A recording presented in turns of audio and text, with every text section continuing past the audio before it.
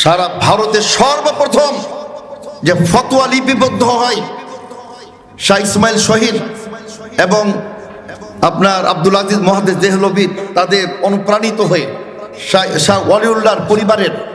যে পরিবারটি ছিল একটা আলোকবর্তিকা স্বরূপ উপমহাদেশের জন্য, একটা আলোকবর্তিকা স্বরূপ, তাদের শিক্ষায় দীক্ষায় অনুপ্রাণিত হয়ে যে ইংরেজদের বিরুদ্ধে ফতোয়া জারি হয়েছিল, যাদেরকে উৎখাত করতে হবে, বেঁচে থাকা পর্যন্ত, শরীরে এক বিন্দু রক্ত থাকা পর্যন্ত ইংরেজদের উৎখাত করতে হবে, সেই ফতোয়াই সর্বপ্রথম স্বাক্ষর করেছিলেন আহলে হাদিসদের অপ্রতিদ্বন্দ্বী ইমাম মুজাদ্দিদ আল্লামা নাদির হোসেন মুহাদ্দিস দেহলভী রাহমাতুল্লাহ আলাইহি, এবং